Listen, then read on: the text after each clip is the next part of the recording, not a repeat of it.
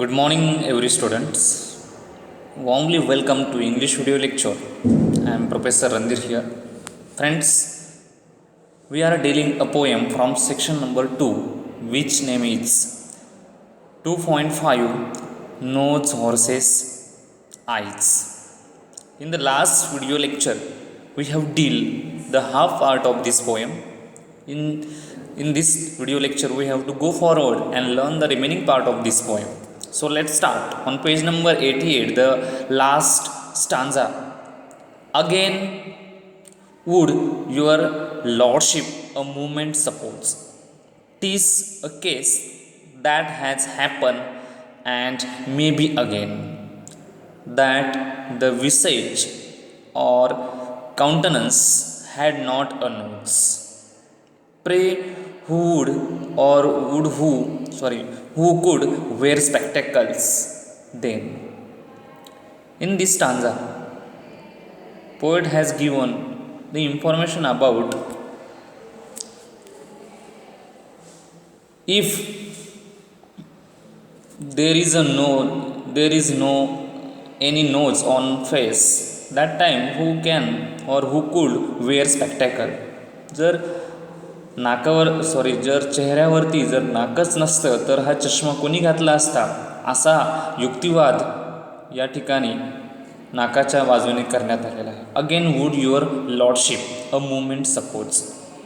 The condition has given here की या ठिकाणी नाकाच्या बाजूने युक्तिवाद होत आहे. वकील नाकाच्या बाजूने आपले मत मांडत आहे आणि यामध्ये तो म्हणतोय की that the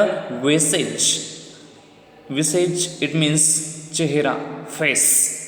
जर चेहरा किंवा face or countenance, the both the words meaning is same. The meaning of these two words are face. had not a nose. समजा चेहऱ्यावरती जर नाकच नसतं तर हा चष्मा किंवा जो स्पेक्टेकल आहे तो कोणी घातला असता, असा प्रश्न त्या ठिकाणी उपस्थित केलेला आहे. प्रे हू wood or who could wear spectacles then. Obviously this is a very serious question presented in front of the जज टू गिव्ह द जजमेंट. खरोखरच एक युक्तिवाद या ठिकाणी निर्माण झाला आहे की जर नाकच नसते तर हा चष्मा कुठे आपण ठेवला असता किंवा कोणी वापरला असता, याचा एक खरोखर अनुत्तरित असा प्रश्न या ठिकाणी निर्माण झालेला आहे. In the last stanza a question arise about the spectacles whose belongs to. कोणाच्या बाजूने आहे किंवा कोणाच्या मालकीचा आहे, या गोष्टीबद्दल इथं आता चढाओढ होताना दिसून येत आहे. See the next page number 89. On the whole it appears and my argument shows. आपल्या युक्तिवाद संपवताना जिबेने म्हटलं आहे appears and my argument shows with a reasoning the court will never condemn. की चष्मा हा नाकासाठीच बनवलेला आहे किंवा नाकासाठी चष्मा बनवला आहे आणि चष्म्यासाठी नाक बनवलेले आहे, हा मुद्दा न्यायालय अमान्य करू शकत नाही. कंडेम्स या ठिकाणी आपण निंदा करणे, एक्सप्रेस डिसॲप्रुव्हल, नापसंती दर्शवणे, अशा स्वरूपाचं मिनिंग असतं. बघा, generally with a reasoning the court will never condemn. कोर्टसुद्धा अमान्य करू शकत नाही असा युक्तिवाद इथे झाले. Argument shows that with a reasoning the court will never condemn. अमान्य करू शकणे, कोर्टाला सुद्धा मान्य करावेच लागेल. That the spectacle plainly were made for the nose. चष्मा हा नाकासाठीच बनवलेला आहे किंवा नाक हे चष्म्यासाठीच बनवलेला आहे, असा मुद्दा इथे त्याने मांडलेला आहे. And the nose was as plainly Indeed for them. ते एकमेकांसाठी पूरक आहेत किंवा एकमेकांसाठीच बनले आहेत, असा युक्तिवाद या ठिकाणी नाकाच्या वतीने on the behalf of nose it is express by the tongue. The next stanza, then shifting his side as a lawyer knows how he pleaded again in behalf of the Ides. But what were his arguments? Few people know, for the court did not think they were equally wise. The poem gives close resemblance to human life. The image used in the poem describe human tendencies. Then shifting his side as a lawyer knows how. त्यानंतर एखाद्या चतुर वकिलाप्रमाणे आपली बाजू बदलत तो आता डोळ्याच्या बाजूने मत मांडत आहे, युक्तिवाद मांडू लागलेला आहे. Then shifting his side, he had changed his side and now he is presenting the argument for Ides.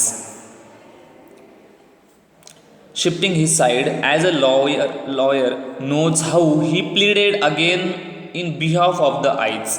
डोळ्याच्या वतीने आता युक्तिवाद करत आहे.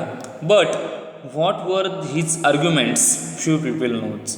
पण त्याने काय आर्ग्युमेंट केलं हे काही लोकांना कळलंच नाही, फार थोड्या लोकांना ते लक्षात आलेले. But what were his arguments few people know.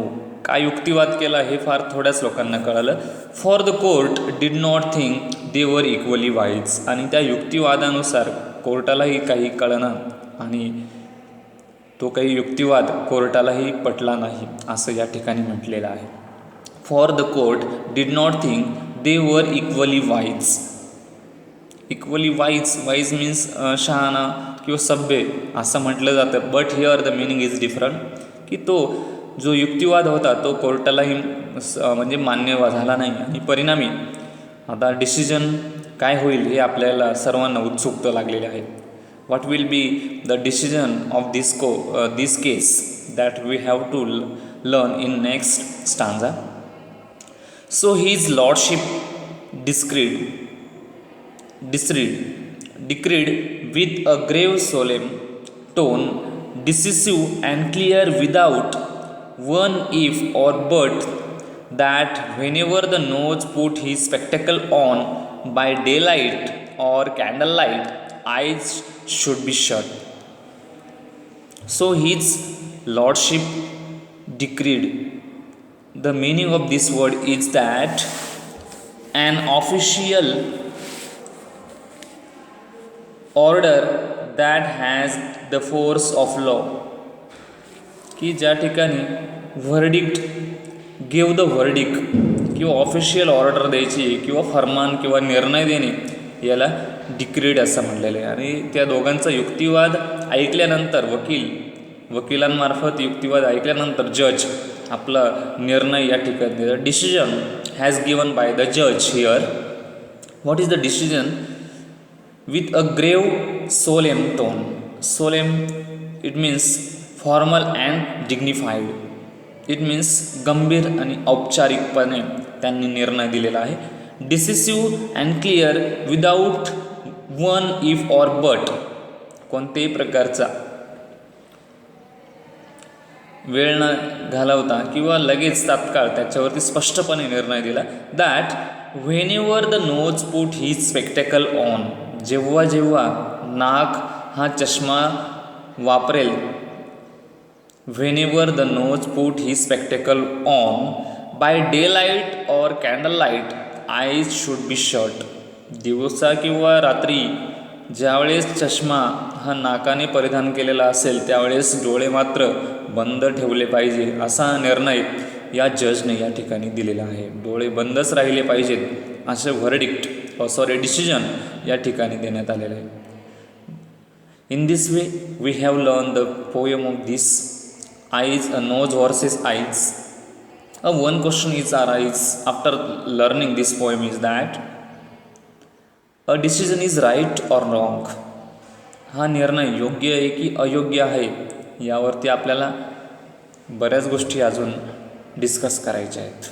Actually the decision is, according to me, the decision is not good because of the spectacle is required for eyes, not for nose. चष्मा हा डोळ्यांसाठीच वापरला जात असतो. नाकाला काही पाहण्याचं काम नाही. नाकाचं काम आहे to smell and eyes the function of eye is to see the atmosphere, the surrounding atmosphere or the things. Therefore the decision of this जज is totally wrong according to me. What is your opinion that you have to think? In this way, we have learned this poem. The remaining part of this poem, it means the poetic devices. This part we have to learn in another lecture. Still, you have to watch the English video regularly. Thank you once again.